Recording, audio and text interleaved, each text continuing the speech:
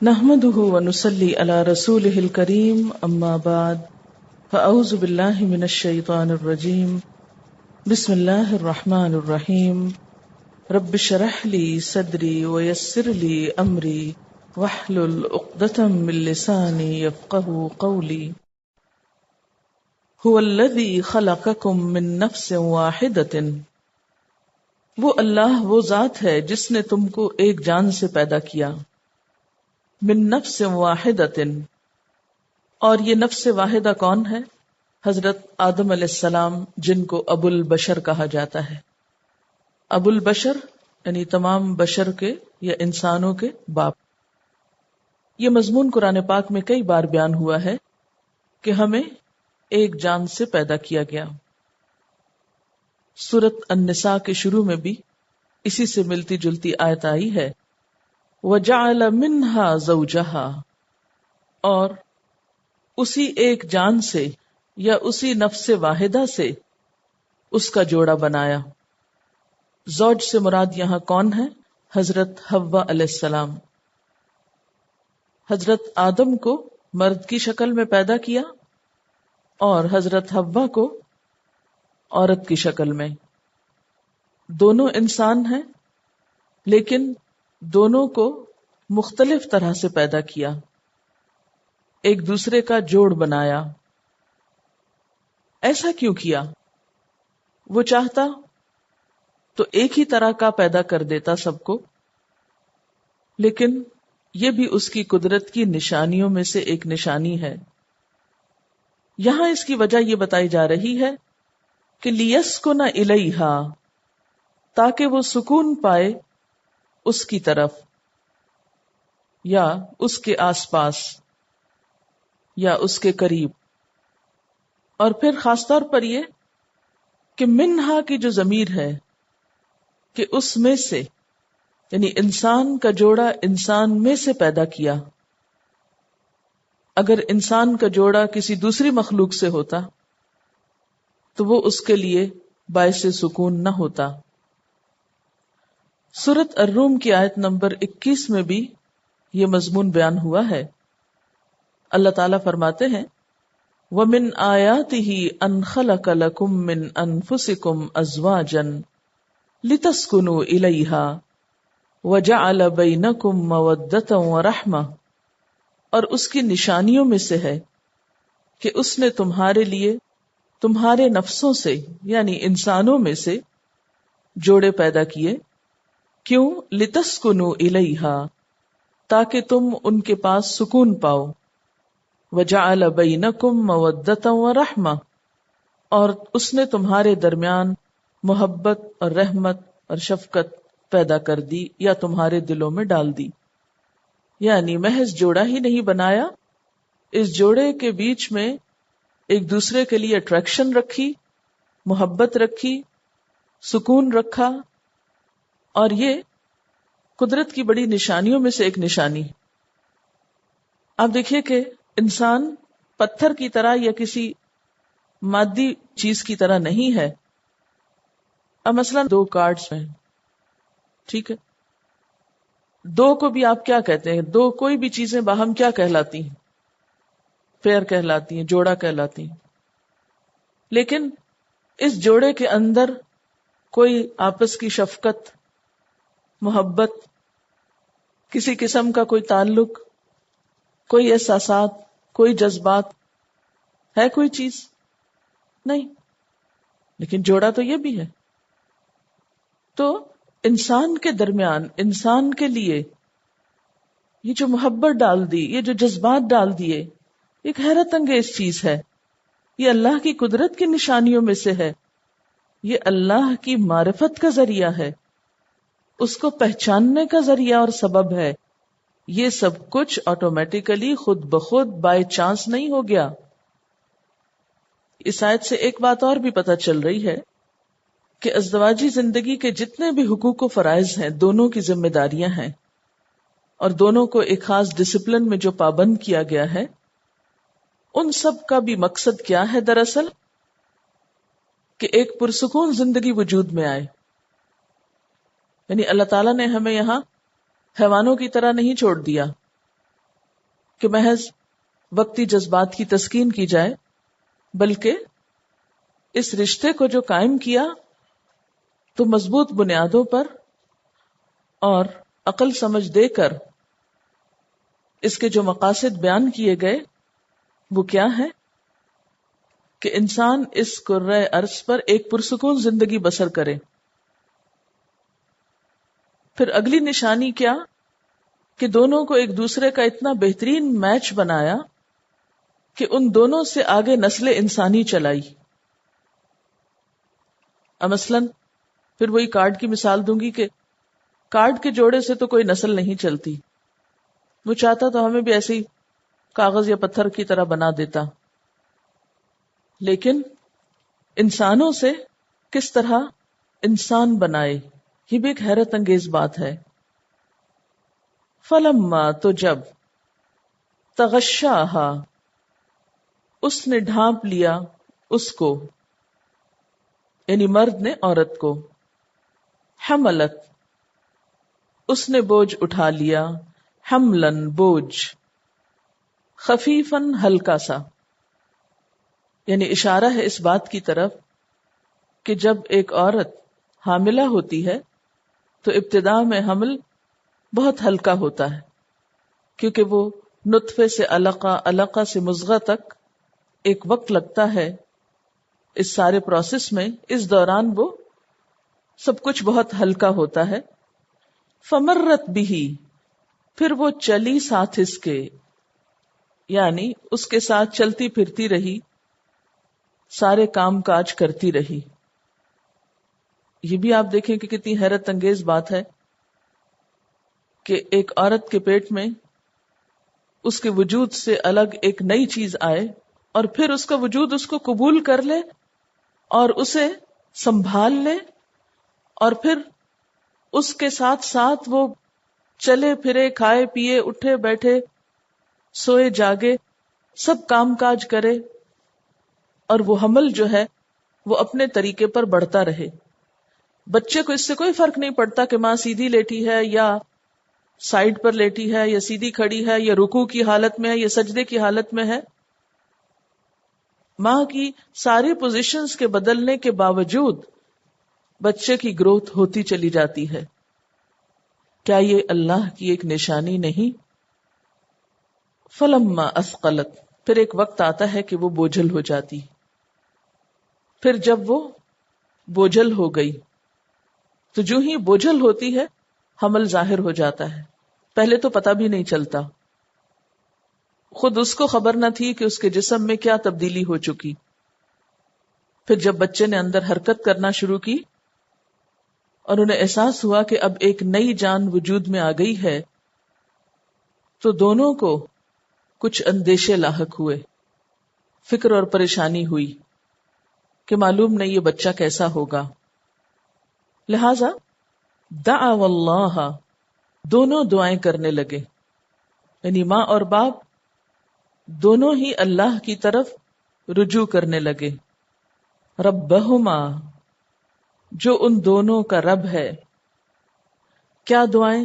لئن آتیتنا، البتہ اگر دیا تو نے ہم کو، صالحن، صحیح سلامت. یہاں نیک بچہ نہیں بلکہ صالح سے مراد درست، تندرست، صحیح سلامت.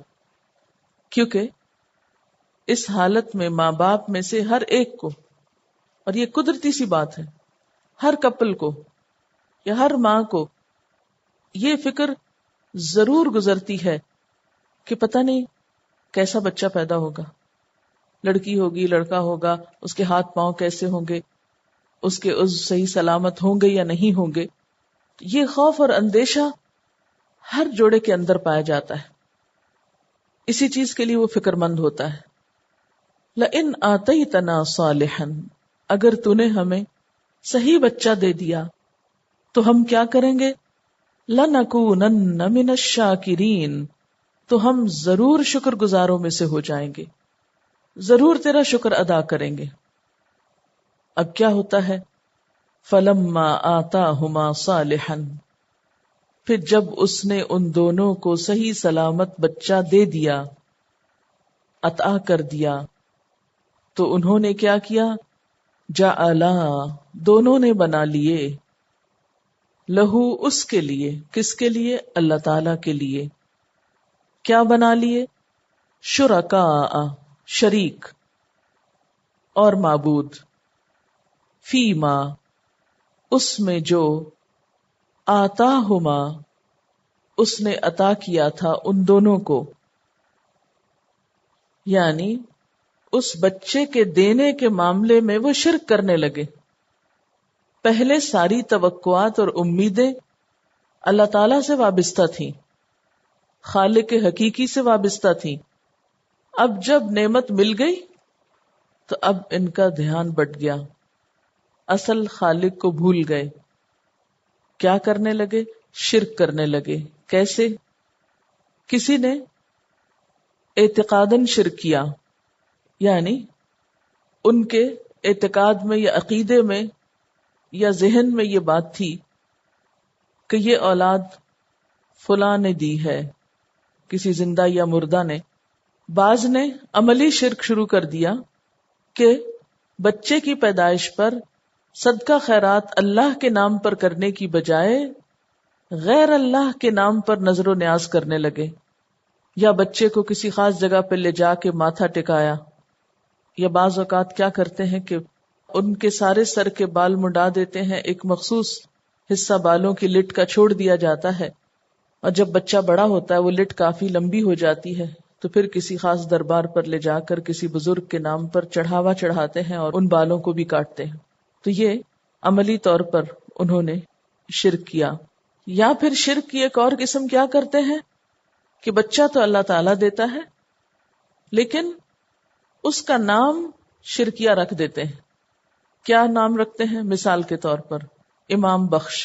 کبھی غور کیا آپ نے کہ امام بخش کا مطلب کیا ہے؟ امام کا بخشا ہوا، یعنی امام نے دیا۔ کبھی کہتے ہیں پیر بخش یا پیرا دیتا، یعنی فلاں پیر کا بخشا ہوا۔ عرب جاہلیت میں کیا نام رکھتے تھے؟ عبد شمس، سورج کا بندہ۔ اس کے علاوہ بھی کئی ایک نام ایسے ہیں۔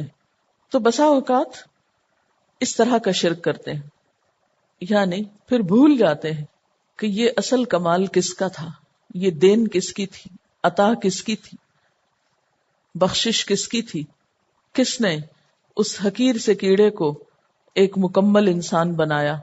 اللہ تعالیٰ چاہتا تو ایک انسان کی بجائے کوئی جانور بھی ماں کے پیٹ سے برآمد کر سکتا تھا، جسمانی نقائص کے ساتھ بھی بچہ پیدا ہو سکتا تھا۔ لیکن حیرت کی بات ہے کہ کس طرح شیطان ان کو اچکا لیتا ہے اور یہ شرک کرتے ہیں۔ تو یہاں پھر اولاد کے معاملے میں شرک کی کتنی قسمیں ہو گئی؟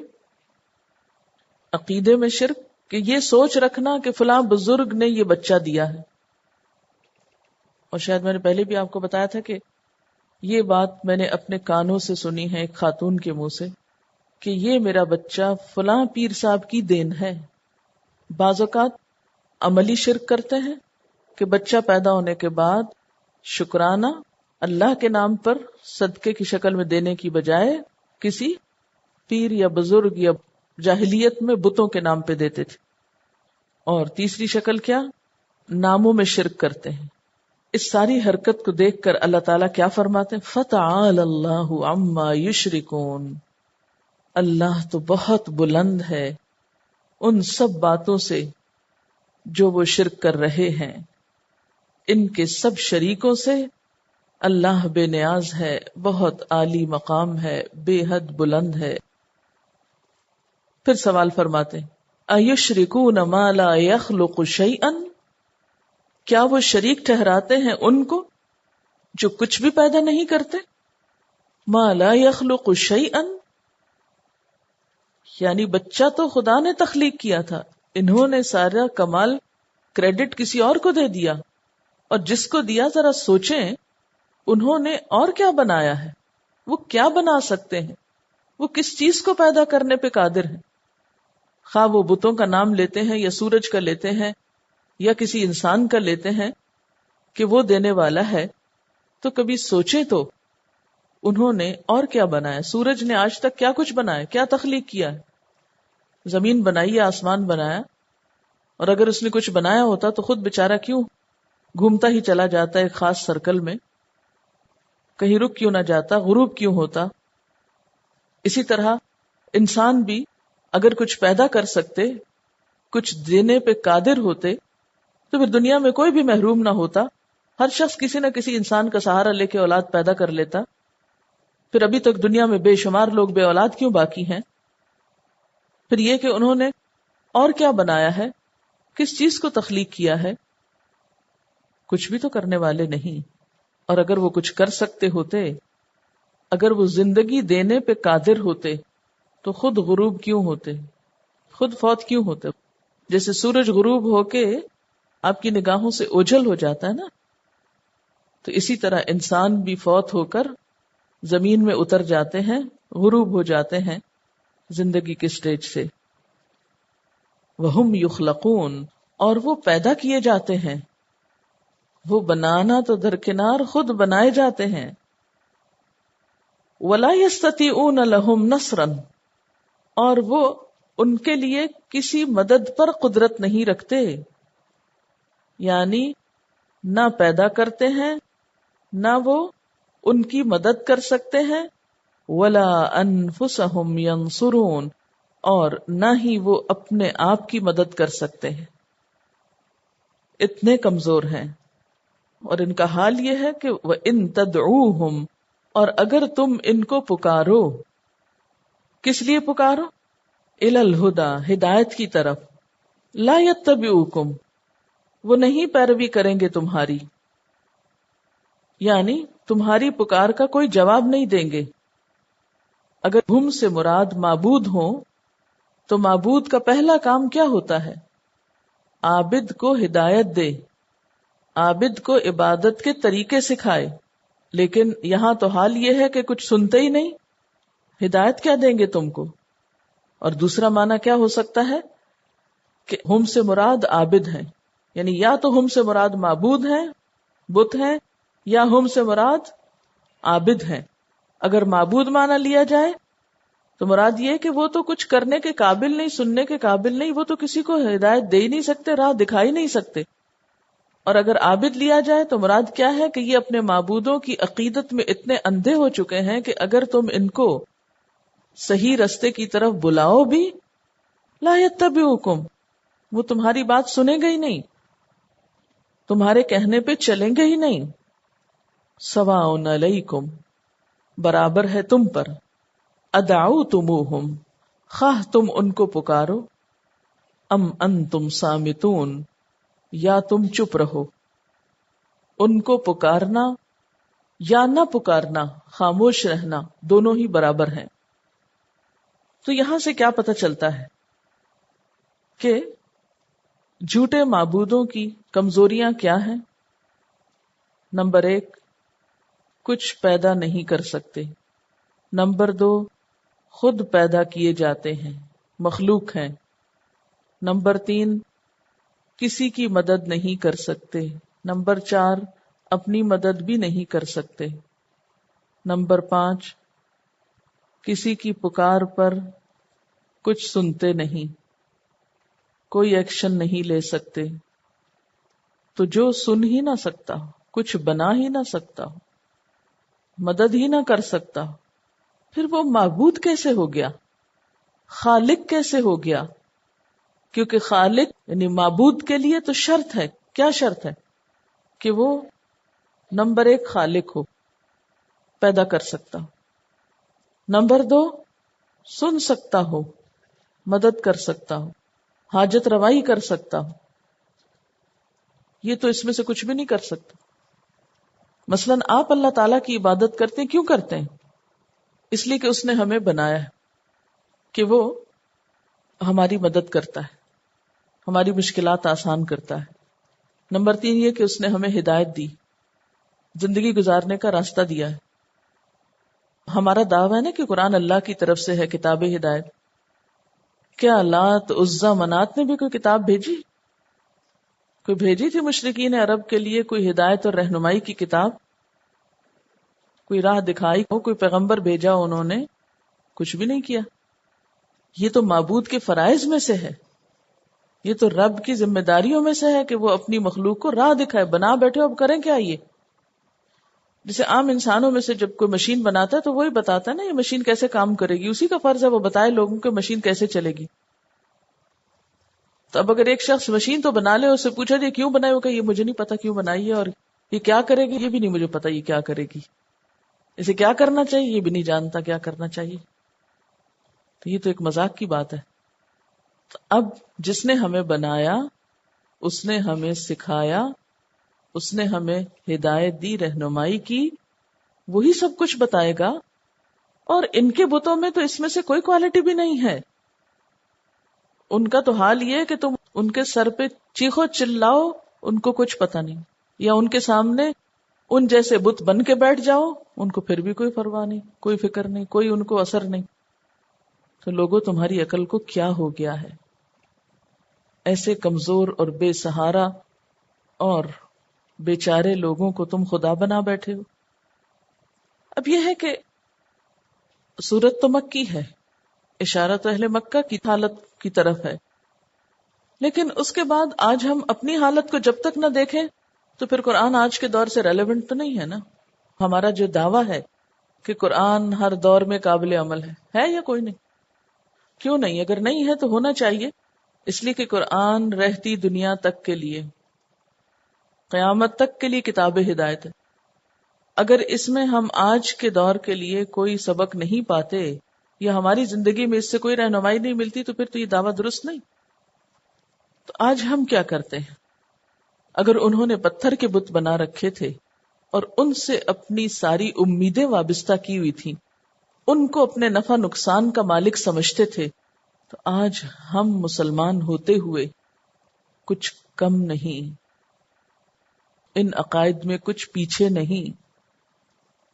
ہم بھی تو کچھ نیک بزرگ انسانوں سے یہی توقعات رکھتے ہیں کہ وہ رزق دیتے ہیں ہم کو، وہ اولاد دیتے ہیں، وہ مشکلات میں ہماری مدد کرتے ہیں، اور وہ ہمیں ہدایت دیتے ہیں، وہ ہماری پکار سنتے ہیں. بھلا کیسے؟ مثلا ابھی جیسے میں نے آپ کو بتایا کہ بعض لوگوں کا عقیدہ ہے کہ وہ اولاد دیتے ہیں. فرمایا وہ نہیں دے سکتے، وہ تو خود پیدا کیے گئے، وہ کسی کو کیا دیں گے؟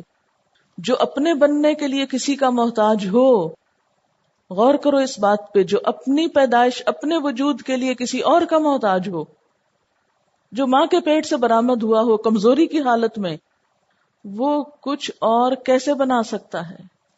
کسی دوسرے کو اولاد کہاں سے دے سکتا ہے؟ جو اپنے بننے کے لیے محتاج تھا. کسی بھی انسان کے بارے میں یہ سوچنا کہ وہ دوسرے کو اولاد دینے کے قابل ہے، یہ تو عقل بھی نہیں مانتی. پھر آپ دیکھیں کہ ہم سمجھتے ہیں کہ بعض بزرگ جو ہیں وہ مدد کرتے ہیں، تو وہ کہتے ہیں وہ تو خود اپنی بھی مدد نہیں کر سکتے. جتنے بھی بزرگان دین ہیں سب پہ موت آئی ہے نا، تبھی قبر میں آپ نے ڈالا ان کو، ورنہ تو قبر میں نہ جاتے. کسی زندہ انسان کو کیوں نہیں پکڑ کے چھوڑ آتے وہاں؟ جاتا ہے کوئی؟ مجھے اور آپ کو کوئی لے چلے جائیں گے؟ جب کوئی فوت ہوتا ہے تبھی اس کو قبر میں لے جایا جاتا ہے، یا اس دنیا سے رشتہ کٹتا ہے تبھی وہاں لے کے جاتے ہیں، جب کسی کو پتہ نہیں چلتا، اس کا بس نہیں چلتا. اور آپ دیکھیں کسی بھی نیک سے نیک بزرگ کو جب وہ فوت ہو تو دیکھ لیا کریں، جا کے پکارے ان کے سر پہ، کوئی جواب نہیں آئے گا. وہ اپنے نہلانے کے لیے، کفن پہنانے کے لیے، قبر میں اتارے جانے کے لیے انسانوں کے محتاج ہوتے ہیں. پھر وہ خالق کہاں سے ہو گئے؟ وہ تمہاری مدد کہاں سے کریں گے جب وہ اپنی مدد پہ قادر نہیں؟ اللہ تعالیٰ تو فرماتے ہیں تم انہیں پکارو یا نہ پکارو وہ کچھ بھی نہیں سنتے، لیکن ہم یہ سمجھتے ہیں کہ نہیں وہ سنتے ہیں. اسی لیے حالی مرحوم نے کہا تھا، کرے غیر گر بت کی پوجا تو کافر، جو ٹھہرائے بیٹا خدا کا تو کافر، جھکے آگ پر بہر سجدہ تو کافر، کواکب میں مانے کرشمہ تو کافر. یعنی اگر کوئی آگ کو پوجتا ہے یا ستاروں کو پوجتا ہے یا کسی کو خدا کا بیٹا کہتا ہے یا بتوں کی پوجا کرتا ہے تو ہم کہتے ہیں یہ سب کافر لوگ ہیں.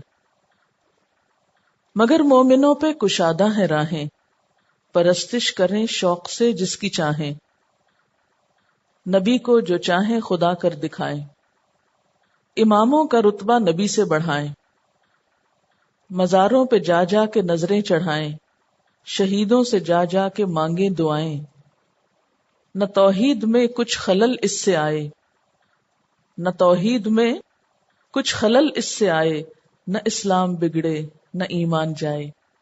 یعنی یہ سارے کام کر کے بھی ہم سچے پکے مومن ہیں، ہمارا کچھ نقصان نہیں کیونکہ ہم نے کلمہ پڑھ رکھا ہے. پھر اللہ تعالیٰ فرماتے ہیں کہاں کھو گئے ہو تم؟ ان الذین، بے شک وہ ہستیاں، تدعون، جن کو تم پکارتے ہو، من دون اللہ، اللہ کے سوا، اللہ کو چھوڑ کر جس کسی کو بھی تم پکارتے ہو، کون ہے وہ؟ عبادن، بندے ہیں. عباد کس کی جمع ہوتی ہے؟ عبد کی. وہ بندے ہیں، مخلوق ہیں. امثالکم، تمہاری طرح کے، تم جیسے ہی، جیسے تم کھاتے پیتے ہو وہ بھی کھاتے پیتے ہیں، جیسے تم بیمار پڑتے ہو وہ بھی بیمار پڑتے ہیں، جیسے تمہیں بخار چڑھتا ہے ان کو بھی چڑھ جاتا ہے، جیسے تمہیں سونے کی ضرورت ہوتی ہے وہ بھی سونا چاہتے ہیں، تم شادی بیاہ کرتے ہو ان کو بھی ضرورت رہتی، وہ بھی اولاد کے محتاج ہیں. عبادن، بندے ہیں، امثالکم، تمہاری ہی طرح کے. کتنی واضح بات ہے قرآن پاک میں کہ جن نیک ہستیوں کو تم نے اختیارات کا مالک سمجھ رکھا ہے، جن نیک بزرگوں کو تم کوئی مقام دیے بیٹھے ہو خدا جیسا یا اللہ کی صفات جیسا، وہ تو تمہاری ہی طرح کے بندے ہیں. اگر نہیں یقین آتا فدعوہم، تو ان کو پکار کے دیکھو، مانگو ان سے دعائیں. فلیستجیبوا لکم، چاہیے کہ جواب دیں تم کو. قبر سے تم آواز کیوں نہیں سنتے جواب میں؟ فرمایا اگر تم سمجھتے ہو کہ سنتے ہیں تو جو سنتا ہے وہ تو بولتا ضرور ہے، تو ان کی آواز کیوں نہیں آتی؟ وہ جواب کیوں نہیں دیتے تم کو؟ ان کنتم صادقین، اگر تم سچے ہو. وآخر دعوانا ان الحمد للہ رب العالمین. سبحانک اللہم وبحمدک نشہد ان لا الہ الا انت نستغفرک ونتوب الیک. السلام علیکم ورحمۃ اللہ وبرکاتہ.